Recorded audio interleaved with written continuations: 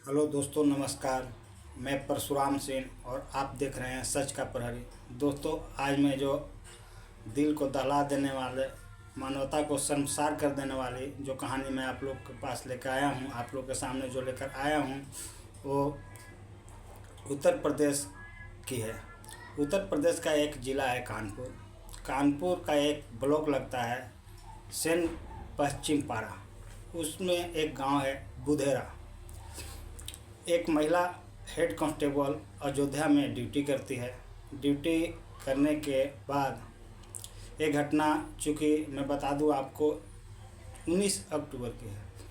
वो अपना महिला ड्यूटी पूरा करने के बाद जल्दी जल्दी छुट्टी लेती है और छुट्टी लेकर वो कानपुर के सेन पश्चिम पाड़ा, जो वहाँ पर उसका ससुराल था, के लिए निकल जाती है। चूँकि शाम हो गया था, उसको अपने ससुराल भी पहुँचना था और दूसरे दिन करवा चौथ का व्रत भी था। जल्दी थी उसकी, लेकिन फिर भी जाते जाते लेट हो जाता है। शाम के 7:30 बज जाता है। अक्सर आप लोग देखते होंगे घरेलू महिलाएं जो और ऑफिशियली महिलाएं काम के बोझ से दबे रहते हैं। वो कभी कभी ऑफिस का भी काम करते हैं, अपने घर के जिम्मेवारियों को भी निभाते हैं। यानी एक पुलिस वाले के ही ले लीजिए, बहुत सारे पुलिस वाले के बीवी बच्चे होते हैं। वो अपने ड्यूटी का भी, कर्तव्यों का भी निर्वहन करते हैं और अपने घर परिवार को भी समय देते हैं। तो चूँकि करवा चौथ का व्रत था दूसरा दिन, वो महिला जो हेड कांस्टेबल थी जल्दी जल्दी ड्यूटी समाप्त करके छुट्टी लेकर अपने ससुराल के लिए निकल जाती है। उसको ससुराल पहुँचते पहुँचते बहुत लेट हो चुका था। रास्ते में वो किसी से हेल्प लेना चाहती है, मदद लेना चाहती है, और रास्ते भी चल रही थी और हेल्प की निगाह से दूसरों को देख भी रही थी। इतने में एक मोटरसाइकिल वाला उसके पास रुकता है और जब महिला उससे बात करती है तो वहीं का एड्रेस बताता है जहाँ पर महिला को जाना था, यानी सेन पश्चिम पाड़ा का बुधेरा गांव। तो महिला को अपनापन का एहसास होता है, उसके साथ बैठ जाती है, उसके बाइक पर बैठ जाती है।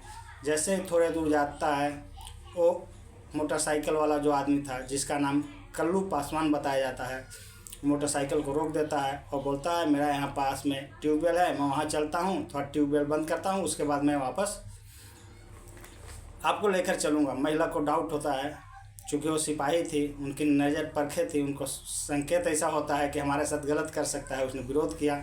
महिला का विरोध करते हैं वो आदमी जो शराब के नशा में था, उसके ऊपर टूट पड़ता है। उसको बेइज्जत करने के लिए, उसको अपमानित करने के लिए उसके साथ छेड़छाड़ करने लगता है।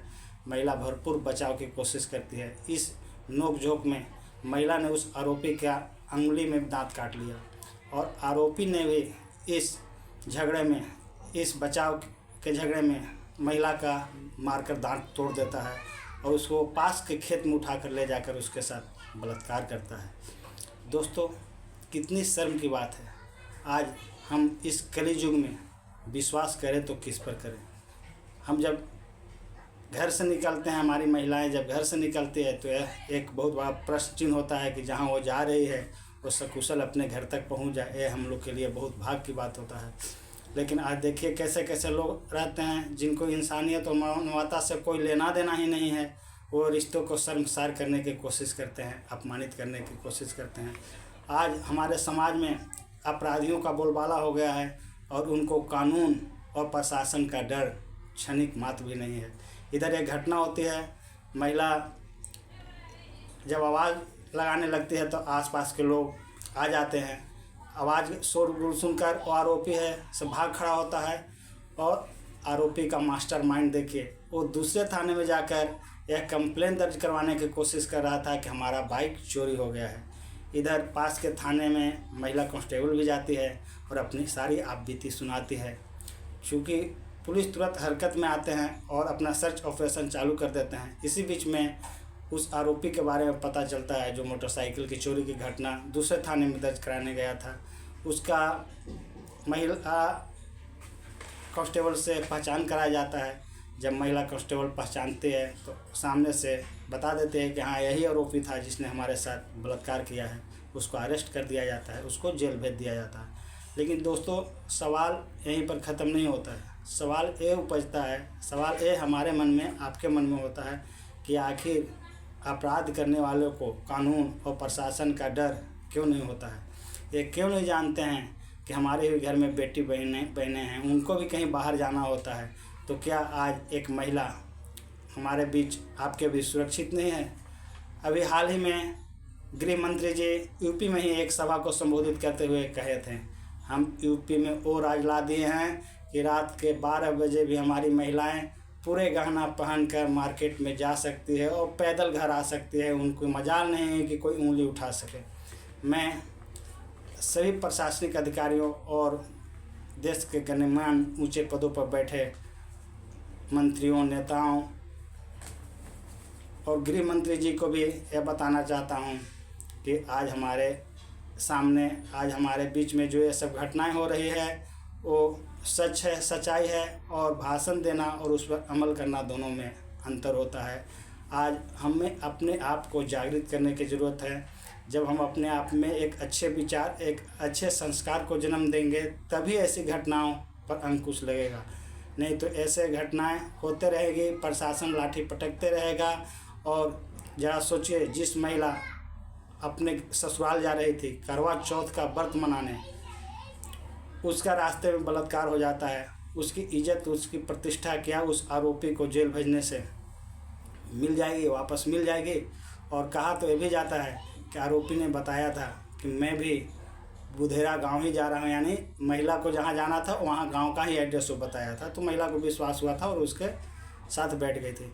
दोस्तों, चूँकि हर किसी को कभी ज़रूरत पड़ता है, इमरजेंसी में ज़रूरत पड़ता है। महिला अकेली थी, लेट हो रहा था, शाम को 7:30 बज गए थे, तो जिस भय और डर के कारण उसने हेल्प लिया, आज वही रक्षक ही भक्षक बन गया।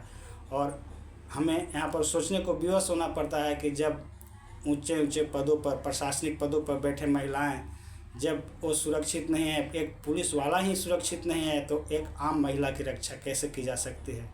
यह बहुत ही सोचने के सवाल है।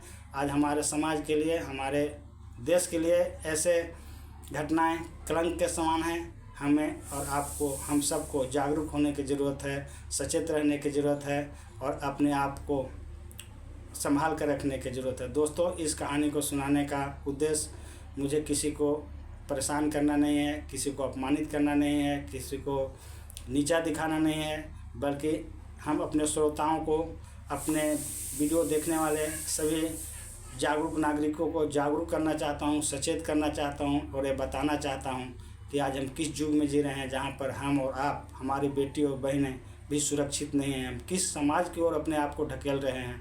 यह एक गहरा सवाल है, एक गहरा विषय है। इस घटनाओं का घोर निंदा होना चाहिए और हमारे देश पर ऊंचे पदों पर बैठे हुए महान लोगों से भी हमारा एक गुजारिश है कि बलात्कार करने वाले, हत्याएं करने वालों को ऐसी कठोर से कठोर सज़ा दी जाए जिससे गलत करने वालों की रूह कांप जाए और दोबारा ऐसी घटनाएं नहीं हो सके। आज अपराधी जब कानून रहते भर में ऐसी घटनाओं को अंजाम देते हैं, तो ये पता चलता है कि आज हमारे देश का कानून कितना लचीला है, कितना खोखला है। जहां पर अपराधी आराम से अपराध करते हैं, उनको कानून का डर नहीं है, उनको प्रशासनिक अधिकारियों का डर नहीं है और समाज को कलंकित करते हैं, अपमानित करते हैं। दोस्तों, इसी के साथ मैं अपना स्टोरी समाप्त करता हूं। आपको यह स्टोरी कैसा लगा? यदि अच्छा लगा तो मेरे चैनल को सब्सक्राइब करो, मेरे वीडियो को लाइक करो। जय हिंद, जय भारत।